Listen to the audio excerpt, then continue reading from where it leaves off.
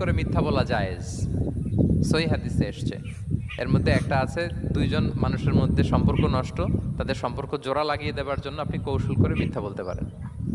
সুবহানাল্লাহ, যেমন ধরেন যে দুইজনের আলহামদুলিল্লাহ। সাথে কথা হয় না, তা কুমড়া সম্পর্ক, আপনি কত একজনকে বললেন যে সুন্দর, ভাই কত ওই দিন তো চমৎকার ওই বয়ান। লোক আপনার ব্যাপারে অনেক প্রশংসা করলো। সে তো শুনে অবাক হবে, কিরে আমার প্রশংসা কি বললো, এমন এমন বললো। তো এটা শুনে ওই লোকের ব্যাপারে তার মনটা একটু নরম হবে। আবার তাকে বললেন যে উনি তো আপনার ব্যাপারে এরকম একটা পজিটিভ কমেন্ট করলো, সেও অবাক হবে, তাই নাকি, তার সাথে আমি এত ভুল বোঝাবুঝি, আসলে লোকটা তো তাহলে ভালো। এই যে দুজনকে আপনি এমন কিছু কথা কৌশল করে বললেন, ফলে তাদের মধ্যে একটা হৃদ্যতা তৈরি হবে। হঠাৎ দেখবেন যে একজন আরেকজনকে দেখে সালাম দিয়ে কথা বলে, কোলাকুলি করে, সেই আগের যেই শত্রুতা সব নিমেষে শেষ হয়ে গেছে। ঠিক কিনা বলেন? হ্যাঁ, এই যে মধ্যস্থতাকারী আপনি হলেন, এজন্য আল্লাহ তাআলা আপনাকে সওয়াব দিবেন।